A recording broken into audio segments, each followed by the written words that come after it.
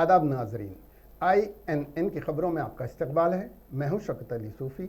आइए नज़र डालते हैं आज दिन भर की कुछ अहम खबरों पर। हिंदुस्तानी एथलीट नीरज चोपड़ा ने ओलंपिक 2020 में भारत के लिए जेवेलियन थ्रो में गोल्ड मेडल जीतकर भारत को पहला गोल्ड मेडल दिलवा दिया। नीरज चोपड़ा ने इनफरादी तौर पर अभिनव बिंद्रा के बाद गोल्ड मेडल जीता है। अभिनव बिंद्रा ने 2008 में शूटिंग में गोल्ड मेडल जीता था। उनके बाद नीरज चोपड़ा मुल्क की तारीख में दूसरे गोल्ड मेडलिस्ट हैं जो इनफरादी तौर पर यह मेडल जीता है। भारत ने 1980 में हॉकी में गोल्ड मेडल जीता था। उसके बाद अभिनव बिंद्रा ने 28 साल बाद 2008 में यह गोल्ड मेडल जीता था और अब 13 साल बाद इंडिया के लिए नीरज चोपड़ा ने इनफरादी गोल्ड मेडल जीता है, जिस पर सारे हिंदुस्तान में खुशियां मनाई जा रही हैं। हिंदुस्तानी पहलवान बजरंग पुनिया ने टोक्यो ओलंपिक्स में ब्रॉन्ज मेडल जीता है। यह हिंदुस्तान का छठा मेडल है। यह मेडल्स की तादाद के एतबार से ओलंपिक्स में हिंदुस्तान की सबसे बेहतरीन कारकर्दगी है। इससे कबल 6 हिंदुस्तानियों ने 2012 लंदन ओलंपिक्स में 2 गोल्ड मेडल जीते थे। इस वक्त हिंदुस्तान को 2 सिल्वर और 4 ब्रॉन्ज मेडल मिले थे। इस मरतबे भी अब तक 2 सिल्वर और 4 ब्रॉन्ज मेडल मिल चुके हैं और 1 गोल्ड मेडल मिला है।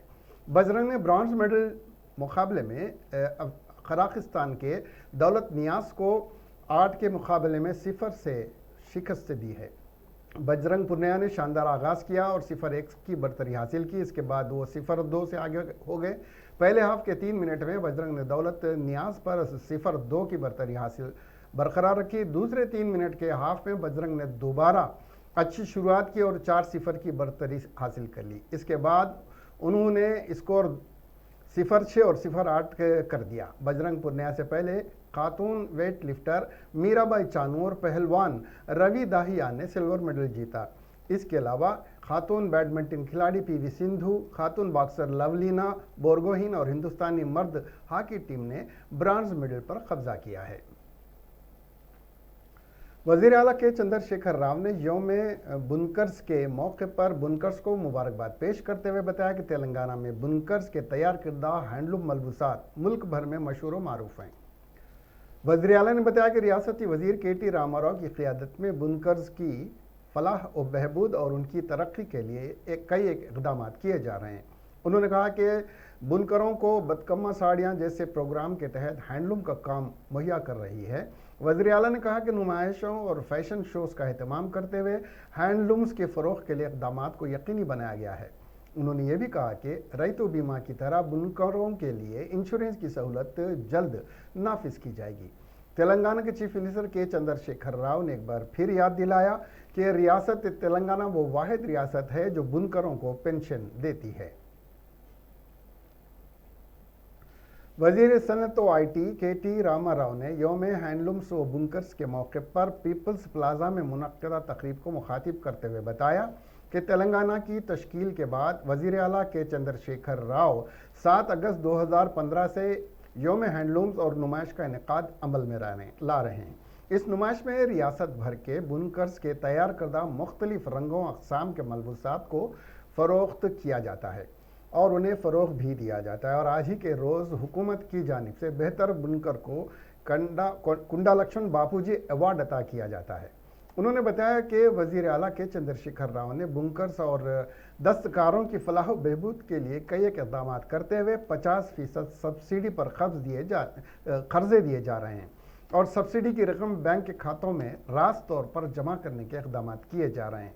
इस मौके पर KT रामाराव ने कई एक बुनकर्स को तहनीत पेश करते हुए उनकी शाल पोशी की।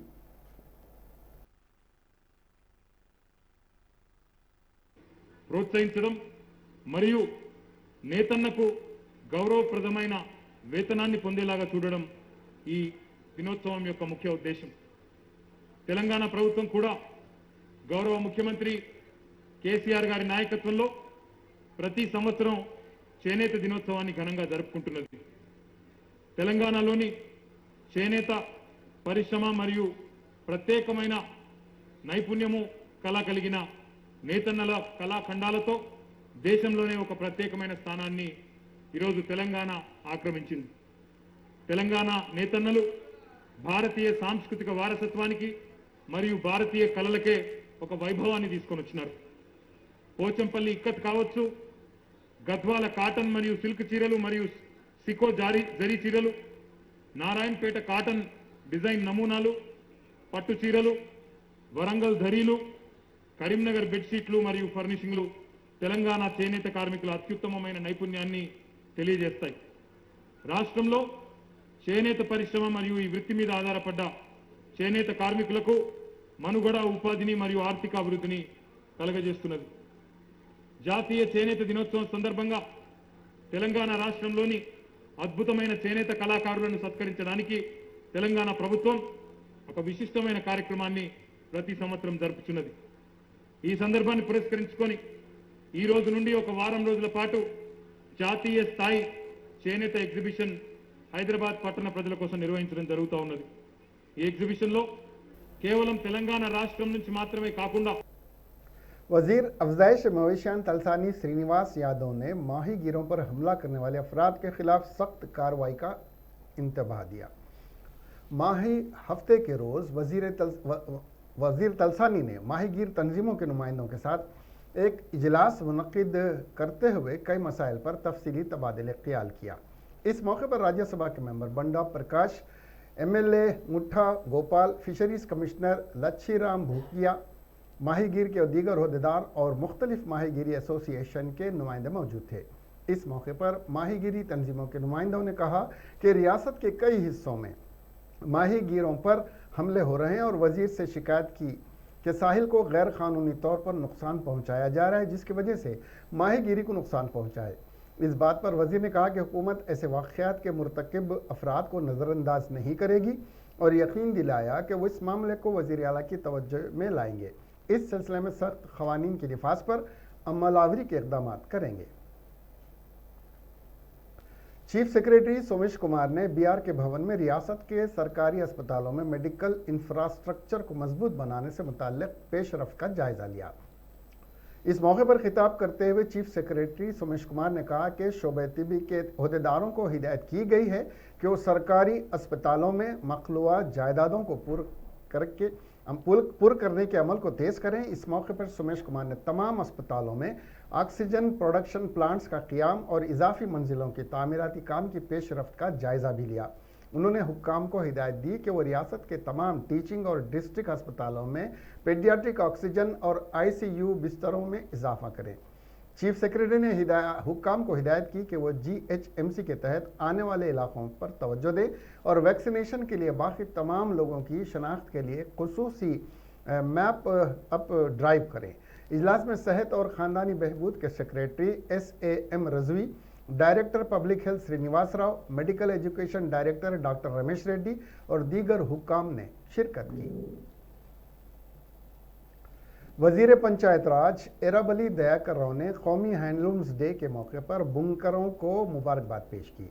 उन्होंने इस मौके पर कहा कि हैंडलूम हैंडीक्राफ्ट को एक शानदार फन कहा जाता है। हैंडलूम के माहिर कारीगर हैं, अपने हाथों का जादू चलाते हुए खूबसूरत साड़ियाँ तैयार करते हैं। उन्होंने कहा कि माजी में सिर्फ हैंडलूम गारमेंट्स लोगों को दस्तियाब थे, लेकिन आहिस्ता आहिस्ता मशीनें मुतारुफ करवाई गईं जो कि हैंडलूम मजदूरों के लिए मुसीबत का सबब बन गई हैं। दस्तकारी की गिरती हुई मकबूलियत ने बुनकरों के हौसले पस्त कर दिए, जिसके सबब वो खुदकशी पर आमादा हो गए थे। ताहम रियासती हुकूमत की जानिब से बुनकरों के फलाह और बहबूद के प्रोग्राम से दोबारा इस फन में जान डाल दी है। वजीर ज़राअत सिंगिरेड्डी निरंजन रेड्डी ने दलित बंधु स्कीम पर मसर्रत का इजहार करते हुए ज़िले नलगुंडा में दलित भाइयों के हमरा भारत रत्न डॉक्टर BR अम्बेडकर और साबिक नायब वज़ीर आज़म बाबू जगजीवन राम के मुजस्सिमों पर फूल चढ़ाए और उन्हें भरपूर खिराज अक़ीदत पेश किया। इस मौके पर वजीर ने दलित बंधु स्कीम का ऐलान करते हुए चीफ मिनिस्टर के चंद्रशेखर राव के पोस्टर को दूध से नहलाते हुए उनसे इजहार तशक्कुर किया है। इस मौके पर रुकन असेंबली भास्कर के अलावा दीगर भी वहां मौजूद थे।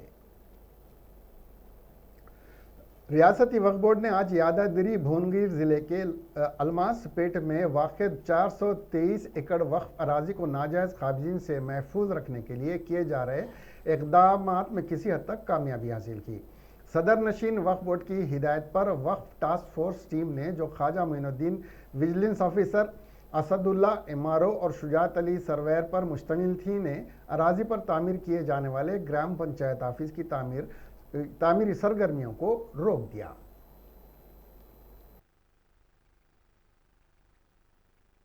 अलमासपेट में जो जगह है 440 एकड़ जगह है जिसमें इंडस्ट्रीज बन गए, वहाँ पर कई चीज़ें कब्जे हो गए और कई लोग लैंड ग्राबर भी जो है कब्जे करके प्लॉटिंग करें, लिहाजा ये जगह वापस करना पड़ेगा क्योंकि वफ प्रॉपर्टी है, ऑलवेज वफ रहती, क़यामत तक वफ रहती। ये कांग्रेस टीडीपी के दौर में कब्जे हुए सो है और अभी भी जो है हमारी गवर्नमेंट सीरियस है रोकने के लिए।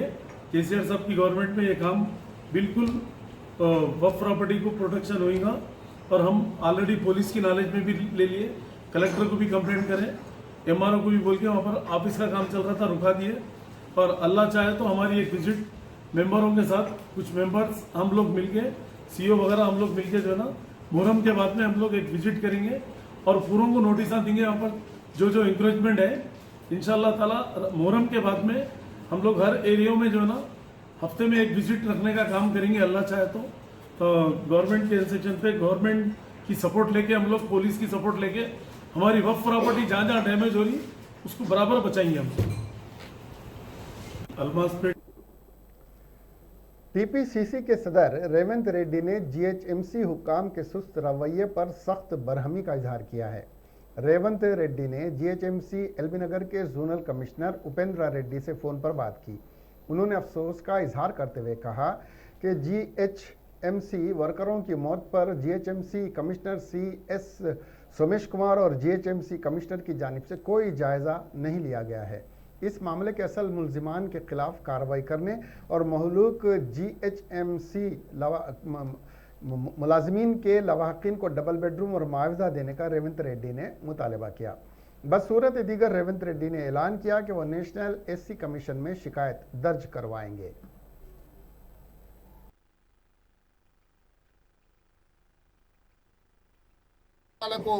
డబల్ బెడ్రూమ్ ఇండ్లు కేటాయించాలి, మీరు ఎక్కడో ఓట్ల కోసం 2000 కోట్లు ఖర్చు పెడుతున్నాం అంటున్నారు కదా, మాకేం అభ్యంతరం లేదు। 2000 కాకపోతే 10,000 కోట్లు ఖర్చు పెట్టండి, కానీ ఈ రెండు కుటుంబాలకు చెరో కోటి రూపాయలు 2 కోట్ల రూపాయలు ఈడ సహాయం అందించండి।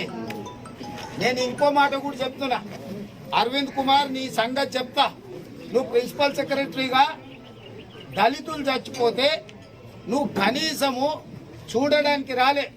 గంట నుంచి నేను ఫోన్లు ట్రై చేస్తుంటే ఫోన్లు కట్ చేస్తున్నాడు, ఎత్తుతలేడు। నీకు ఇంత అహంకారం, ఇంత నిర్లక్ష్యం పనికిరాదు। ఒక పార్లమెంటు సభ్యుడిగా మేము ఫోన్లు చేస్తే ఫోన్ ఎత్తి సమాధానం చెప్పే బాధ్యత నీకున్నది। నీకు కేటీఆర్ మద్దతు ఉందని అనుకుంటున్నావు, ఉద్యోగం ఊడినాడు కేటీఆర్ అటు రాడు, ఎవడు రాడు। నేషనల్ ఎస్సీ కమిషన్ కే కాదు, సోషల్ జస్టిస్ మినిస్టర్ కు నేను కంప్లైంట్ చేస్తా। స్కావెంజర్ యాక్ట్ 2013 ప్రకారం మాన్యువల్ గా మ్యాన్ హోల్లలో దిగడం నిషేధించారు। అలా దించిందంటే క్రిమినల్ కేసులు పెట్టాలి, ప్రిన్సిపల్ సెక్రటరీ మీదనే క్రిమినల్ కేసులు పెట్టే విధంగా ఫిర్యాదు చేస్తా వారి మీద। అదే విధంగా స్కావెంజర్ నేషనల్ సఫాయి కర్మచారి యాక్ట్ అంటే ఈ పారిశుద్ధ్య కార్మికులు ఎవరైనా ప్రమాదవశాత్తు చనిపోతే వాళ్ళకి నష్టపరిహారం ఇవ్వాలి। నేషనల్ కమిషన్ లో ఉన్నాడు కానీ స్టేట్ కమిషన్ లో ఆ పోస్ట్ కూడా ఖాళీగా ఉంది। ఇలాంటి జరిగినప్పుడు వాళ్ళు వచ్చి వాళ్ళ కుటుంబాలను పరామర్శించి వాళ్ళ పరిస్థితులు అర్థం చేసుకొని వాళ్ళకు కేంద్ర ప్రభుత్వం నుంచి కూడా సహాయం అందించాల్సిన అవసరం ఉంది। దాని విషయంలో కూడా ఫిర్యాదు చేసి वाईएसआरटीपी की सदर शर्मिला ने वज़ीर आला के चंद्रशेखर राव को तनकीद का निशाना बनाया। शर्मिला ने जिले खम्मम के किसानों पर महकमे जंगलात के अहदेदारों पर हमला करने के इल्ज़ामात का सामना है और पुलिस की तरफ से उनकी गिरफ्तारी तशवीशनाक है। एक रोज़नामे में छपी इस खबर को शर्मिला ने पोस्ट किया है। रिपोर्ट में कहा गया है कि 23 अफराद के खिलाफ मुकदमा दर्ज किया गया है।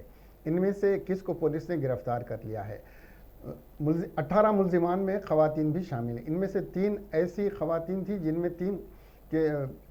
जिनके शीरखार बच्चे भी शामिल हैं। तीनों को ज़िले खम्मम की 3री एडिशनल मजिस्ट्रेट कोर्ट के जज के सामने भी पेश किया गया और अदालती हुक्म पर 14 रोज़ा रिमांड पर जेल भेज दिया गया। शर्मिला ने अपने पोस्ट में कहा है कि शाबाश केसीआर, दलित खातून लाकअप मौत और आज कबायली बच्चों के साथ खवातीन किसानों को जेल में डाल दिया गया है।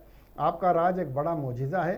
केसीआर ने इन खवातीन किसानों को जो आज काश्त कर रही हैं जेल में डाल दिया है। सदर रियासती भारतीय जनता पार्टी और रुकन पार्लियामेंट बंडी संजय की रियासतगीर पदयात्रा के रोड मैप तैयार करने और पदयात्रा की ख़तई तारीख को ख़तयत देने के लिए सिलसिले में रियासत के तमाम अजला के पार्टी कायदीन के साथ एक इजलास मुनक़िद हुआ, जिसमें सदर रियासती बीजेपी और रुकन पार्लियामेंट बंडी संजय, कौमी सदर ओबीसी मोर्चा बीजेपी कायद मनोहर रेड्डी और दीगर ने शिरकत की। बंडी संजय ने अपनी पदयात्रा का आगाज तारीखी चार मीनार भाग्य लक्ष्मी मंदिर से करने का फैसला किया है।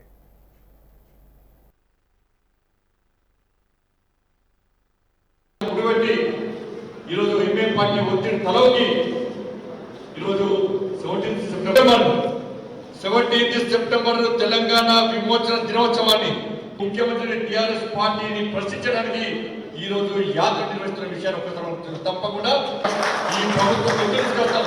ఈ ప్రభుత్వం మైనార్టీ సంతృష్టి నిజాం సమాజం వద్ద ఎందుకు ముఖ్యమంత్రి మోగరేనవు ఎందుకోసం 17 సెప్టెంబర్ అధికారిక నిర్వహిస్తామని చెప్పి ఈ ముఖ్యమంత్రి ప్రశ్నించడం ముఖ్యమంత్రి అధికారికంగా ముఖ్యమంత్రి ఒత్తిడి తీసుకోవడం కోసం ఈ రోజు ఈ యాత్రను ప్రారంభిస్తాం. తప్పుడు యాత్రలను ప్రశ్నిస్తాం, ప్రజల్లో చర్చ కలిగిస్తాం. ప్రజలు ఈ రాష్ట్రం అభివృద్ధి పేరుతో కానీ అనేక రకాలుగా అధికారుల ఈ అవినీతిలో భాగస్వామ్యమై తన కమిషన్ పెడుతూ ఏ విధంగా లబ్ధి చేస్తున్నారో, ప్రజలాస్తులను ఏ విధంగా కొనగొడుతున్నారో, ప్రభుత్వ ఆస్తులను ఏ విధంగా అమ్మే ప్రయత్నం చేస్తున్నారో కూడా टीपीसीसी तशहीर कमेटी के चेयरमैन मधु याशकी गौड़ ने वजीर आला के चंद्रशेखर राव पर इल्ज़ाम आयद किया कि वो दानिस्ता तौर पर दलित बंधु स्कीम के नाम पर दलितों को धोखा दे रहे हैं। हुजराबाद असम्बली हल्के के ज़ीमन इंतखाब के पेश नज़र 10 लाख फी दलित को देने का जो ऐलान किया गया वो इस तरह है कि 2014 में ऐलान किया गया था कि हर दलित को 3 एकड़ अराजी फराहम की जाएगी, मगर आज तक 100 दलितों को भी ज़मीन नहीं दी गई और न ही दलितों को रोज़गार फराहम किया गया। आज मीडिया से बात करते हुए मधु याशकी ने कहा कि गुज़िश्ता 7 सालों से SC/ST सब प्लान पर भी अमल नदारद है।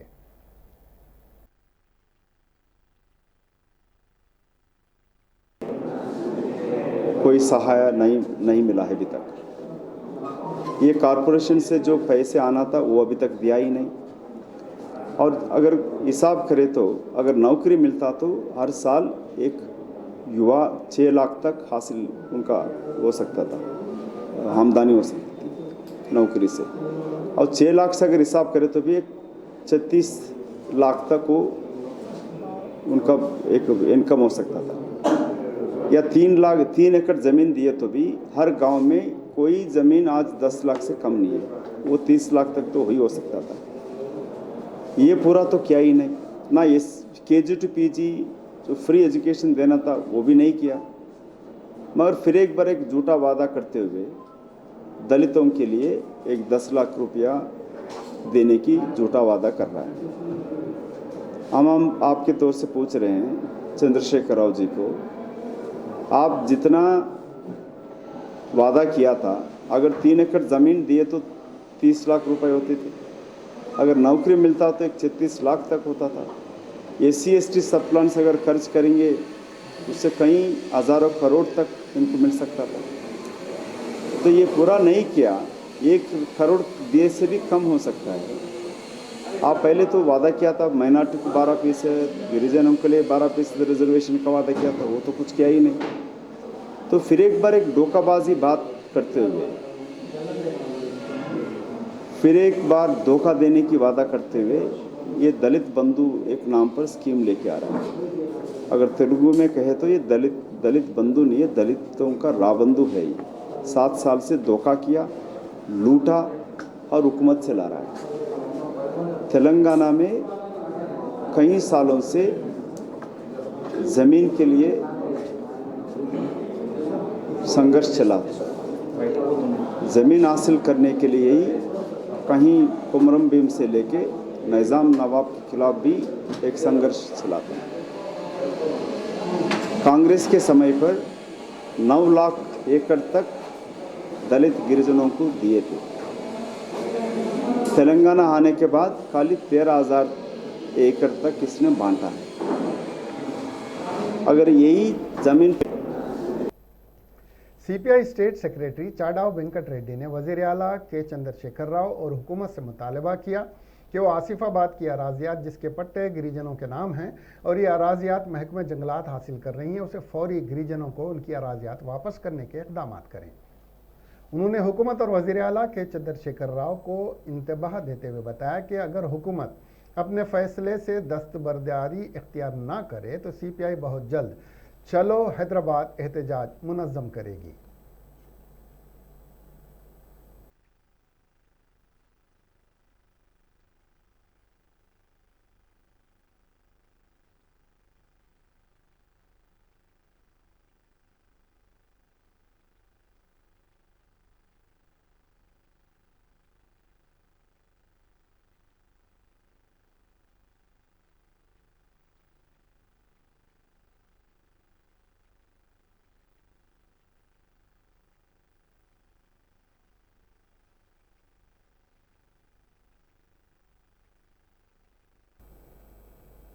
వీళ్ళకి సంబంధించినటువంటి तेलंगाना यूथ మరి कांग्रेस దాడులు ఆపండి అని చెప్పేసి ఇలాంటి డిమాండ్స్ తో ఇలా యాత్ర సాగుతా ఉంది। की जानिब से पेट्रोल और डीजल की बढ़ती हुई कीमतों, पेगासिस स्पाई वेर जासूस और किसान मुखालिफ कवानीन के खिलाफ मुनक़दा एहतजाज के दौरान पुलिस और यूथ कांग्रेस कायदीन और कारकुनों के दरमियान झड़प में जख्मी हो गए थे। इस मौके पर तेलंगाना के रियासती सदर शिवसेना रेड्डी को घुटने में फ्रैक्चर हुआ था। उन्हें फौरी तौर पर राम मनोहर लोहिया अस्पताल ले जाया गया, जहां पर वो जेर इलाज हैं। राहुल गांधी जो कि इस वक्त वहां मौजूद थे, शिवसेना की आयादत की थी। बाद में राहुल गांधी ने अपने पीए अलंकार से शिवसेना को मेयारी तिब्बी इलाज फराहम करने की हिदायत दी। Telangana state road transport corporation 5 अजला में बशमूल हैदराबाद पार्सल्स की होम डिलीवरी करेगा। ये खिदमत हैदराबाद तक ही पहले महदूद थी, लेकिन अब टीएसआरटीसी ने होम डिलीवरी सर्विस को नलगुंडा, निजामाबाद, खम्मम और वरंगल तक तोसी दी है। कस्टमर्स को बुकिंग के वक्त ही होम डिलीवरी की सराहत करनी होगी। ये बात वजीर ट्रांसपोर्ट पुआड़ा अजय कुमार ने बताई। ताहम इसके लिए ज़ायद अखराजात अदा करने होंगे। टीएसआरटीसी ने खानगी एजेंसियों से होम डिलीवरी के लिए माहिदा किया हुआ है। अजय कुमार ने कहा कि बेंगलुरु में भी 10 अहम मुकामात से होम डिलीवरी खिदमत हासिल की जाती रहेंगी। टीएसआरटीसी इस वक्त विजयवाड़ा और विशाखापट्टनम के लिए हैदराबाद एयरपोर्ट से पिकअप और डिलीवरी खिदमत अंजाम दे रहा है। ग्राहकों को देखते हुए टीएसआरटीसी ने कार्गो सर्विस में तोसी की है। टीएसआरटीसी की कार्गो सर्विस से अब तक 52 करोड़ 31 लाख रुपए का मुनाफा कमाया गया है। तेलंगाना के डायरेक्टर महकमे से डॉक्टर श्रीनिवास राव ने कहा है कि रियासत के अजला करीमनगर, खम्मम और वरंगल में कोरोना के मामलात में इजाफा होता जा रहा है। उन्होंने कहा कि वजीर आला की हिदायत पर मुख्तलिफ मकामात का दौरा करते हुए सूरत हाल का जायज़ा लिया जा रहा है। उन्होंने कहा कि रियासत में टीका अंदाजी पर तवज्जो मरकूज़ की गई है। साथ ही उन्होंने इंतबाह देते हुए कहा कि अगर अवाम को कोरोना के उसूलों पर अमल नहीं करेंगे तो रियासत में कोरोना की तीसरी लहर यकीनी है। मिस्टर राव ने एक मुकाम प्राइवेट तेलुगु न्यूज़ चैनल से बात करते हुए कहा कि रियासत में बहैसियत मजमूई कोरोना के मामलात काबू में हैं। ताहम करीमनगर ज़िला, खम्मम, वरंगल अजला के बाज़ मुकामात पर कोरोना के मामलात सामने आए हैं, जिसके पेश नज़र उन्होंने करीमनगर ज़िले का दौरा किया और आने वाले 10 दिनों में दीगर अजला का भी दौरा करेंगे। उन्होंने कहा कि कोरोना के क़वायद पर अमल न करने से ही दूसरी लहर देखी गई थी। हिंदुस्तानी महकमे मौसमियात ने पेशगोई की है कि तेलंगाना और हैदराबाद में हफ्ते और इतवार को औसत दर्जे की बारिश होगी। जुमा को तेलंगाना के कुछ हिस्से में सुबह 8 बजे से रात 8 बजे के दरमियान वक्फे से बारिश होती रही है। सबसे ज़्यादा बारिश आदिलाबाद में हुई, यहाँ पर 4.1 सेंटीमीटर बारिश रिकॉर्ड की गई। इसके बाद कुमारम भीम ज़िले में 3.1 सेंटीमीटर बारिश रिकॉर्ड की गई।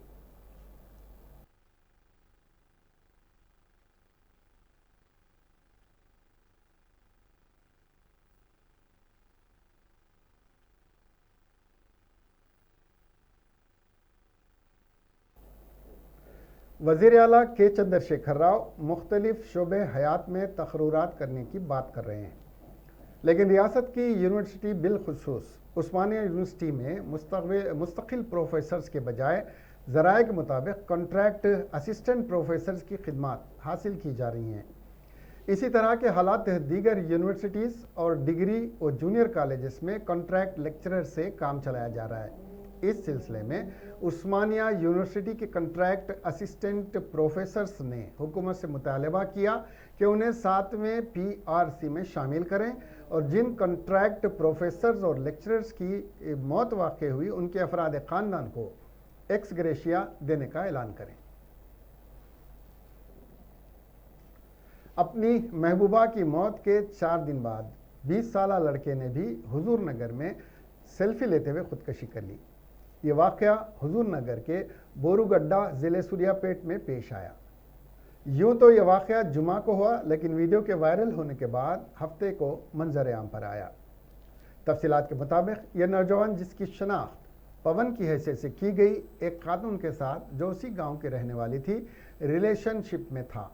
4 दिन कबल इस खातून की मौत हो गई थी। इत्तला पाकर पवन हैदराबाद से जुमा को गांव वापस आया। अपनी महबूबा के इंतकाल से रंजीदा पवन ने कीड़े मार दवा पी ली।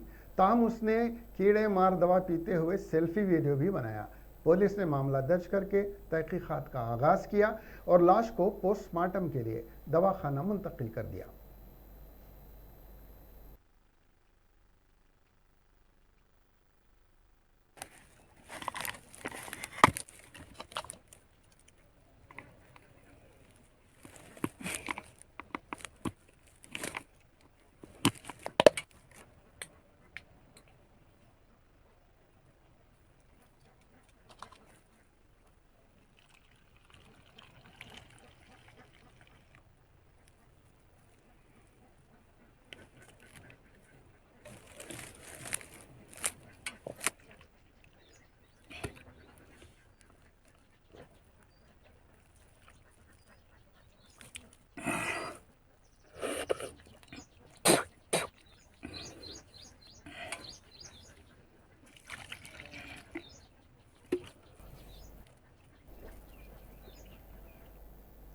कड़पा जिले के मेदुकुरु बुदवेल हाईवे पर कार और लारी में हुई टक्कर में 4 अफराद मारे गए और 3 जख्मी हो गए।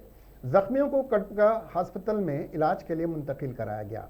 बाद में इन जख्मियों को रिम्स अस्पताल को मुंतकिल कर दिया, क्योंकि इन जख्मियों की हालत बिगड़ रही थी। डी अग्रहारम में जिस वक्त यह हादसा हुआ, मुतासरा अफराद कर्नाटक से कड़पा को जा रहे थे और टमाटर से भरी लारी चित्तूर जिले की तरफ जा रही थी। पुलिस ने लाशों को पोस्टमार्टम के लिए दवाखाना मुंतकिल किया और एक केस रजिस्टर करके तहकीकात कर रही है। बताया जा रहा है कि महलूकीन और जख्मी अफराद एक तकरीब में शिरकत के लिए आए थे। उनका ताल्लुक कर्नाटक के मुगल कोटा से बताया गया है।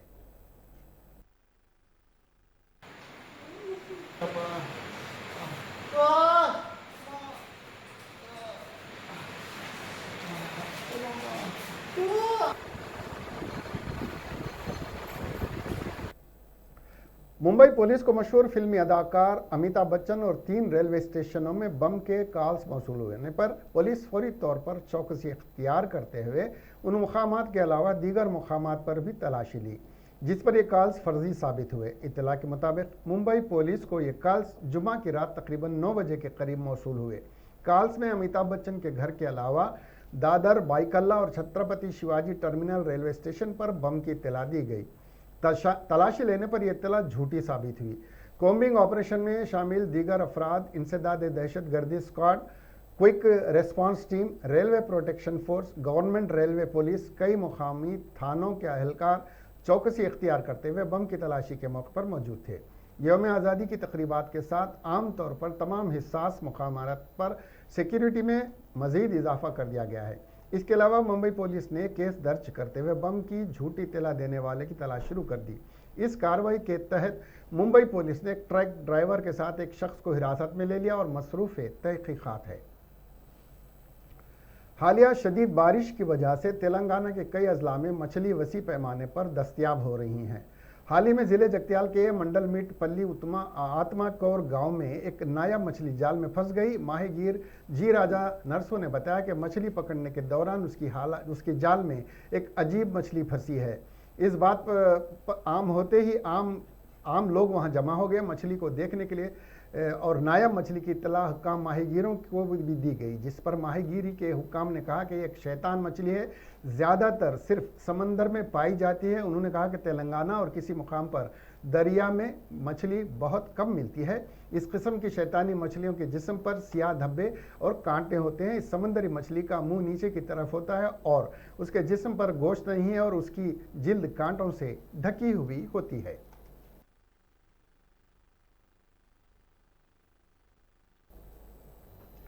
इसके साथ ही ये खबरें यहीं ख़त्म हुई। अब हमें दीजिए इजाज़त और देखते रहिए INN चैनल। खुदा हाफिज़।